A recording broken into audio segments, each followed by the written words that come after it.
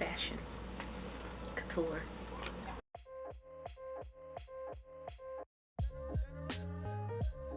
Hello loves, it is AVICIOUSVIXEN and I'm here with a video on how I created a floral backdrop.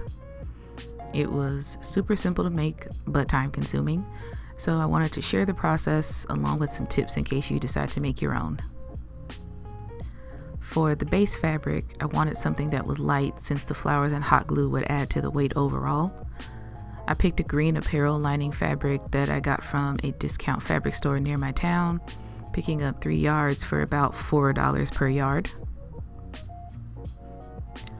The fabric was about 62 inches wide, which is a little shorter than my wingspan, but it was definitely wide enough to function as a backdrop. I needed to make a casing to hang it from, so I decided which end would be the top, pinned it down about 1 inch from the edge, and used a straight stitch to hem it.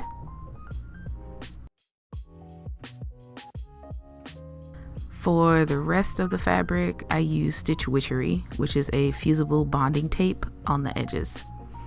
The one I used was 5/8 inches wide, but it can be found in different sizes depending on how wide you want your hem. You could also just cut it down yourself. For this particular webbing, I set my iron to wool and matched the edge of the tape to the edge of the fabric. Make sure the paper backing of the tape is facing you so you don't mess up your iron in the process. I pressed the iron onto the backing for a few seconds at a time, making sure to move it around, and once I felt like the paper would peel off easily, I removed it. I folded the edge onto itself, making the hem about 1/2 inch, and ironed that down as well.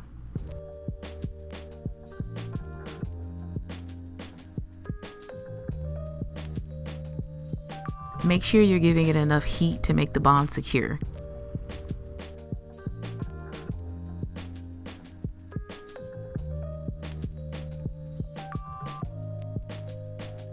After finishing the remaining 3 edges this way, I marked 6 inches down from the top edge of the fabric and folded the hem down to that line. This gave me a casing that would be about 3 inches wide, which was plenty of room for the rod of my photography backdrop to slide through. I opted to sew the casing rather than just use glue or heat bond because I wanted it to be strong enough to hold the weight of the backdrop.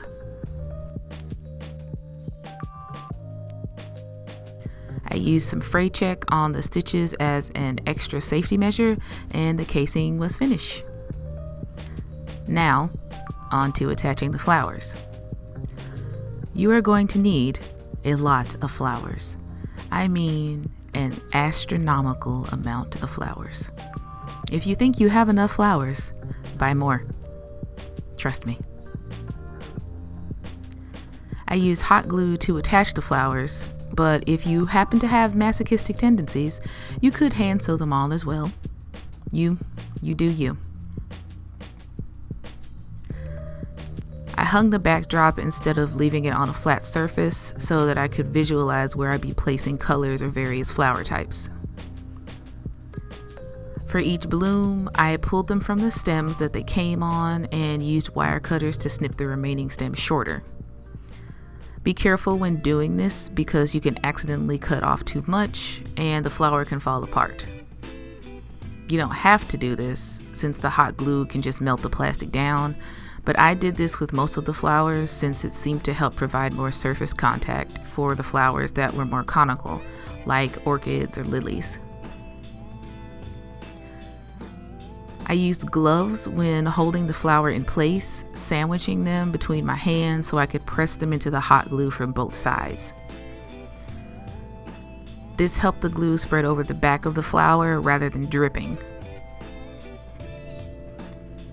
I held it till the bloom didn't droop, and I moved on to the next flower. And now, for some tips. If you do this, try to go to craft stores when they're having sales on their floral sections. I had some flowers left over from various projects, but I also stocked up at Joann's and Hobby Lobby because they had 50% off on their flowers.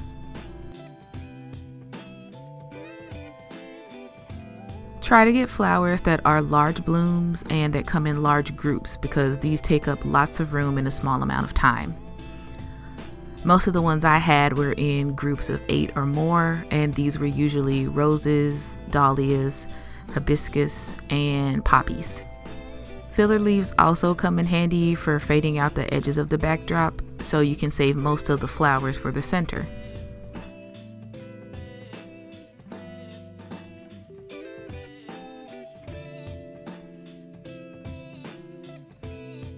Get a wide variety of colors and sizes, depending on what you're going for. Along with large blooms, I got everything in between so I could fill in as much space as possible.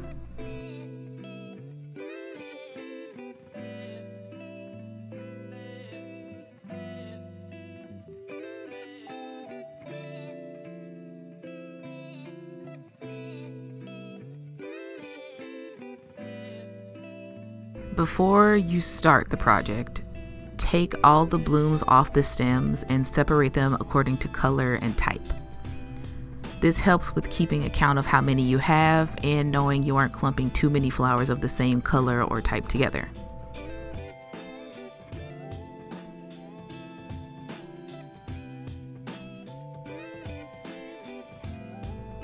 When adding the flowers, I tried to fill in the middle of the backdrop first and work outward. This was mostly just due to preference, but also since the fabric got stiffer and heavier with the drying glue and flowers. It was easier to scrunch the fabric towards the middle to apply the flowers and work my way to the edge rather than fight with it trying to fill in spaces toward the center after the edges were so rigid.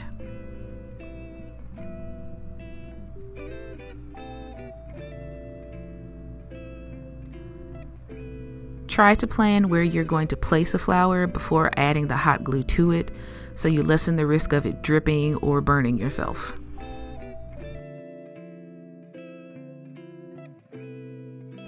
If you're using this as a backdrop, as I am, make sure you get enough fabric so your photo doesn't abruptly cut off at the sides or the bottom. Also, make sure it's strong enough for whatever you're using it for. If you want it as just a decoration that will hang indefinitely, get something like canvas and use something like heavy-duty grommets to keep it hanging. The apparel lining fabric was good for me because I could peel up a flower with little work and move it somewhere else since the surface was smooth.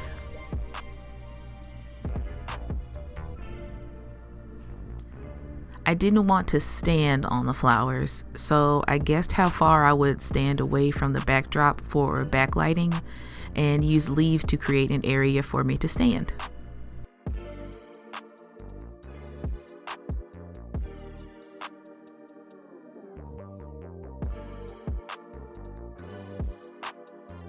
I could take any extra flowers I had and add those on top of the area if I changed my mind.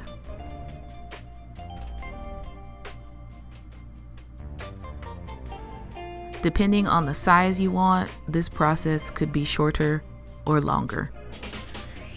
I worked on mine over the course of a few hours a day, and that was broken up between my procrastination and perfectionist tendencies.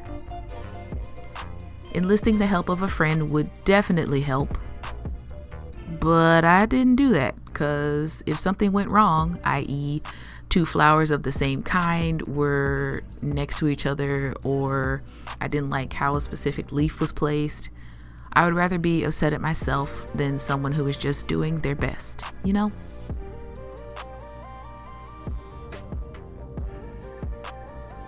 I did run out of flowers near the end, which is why I'm warning you to buy more than you think you need.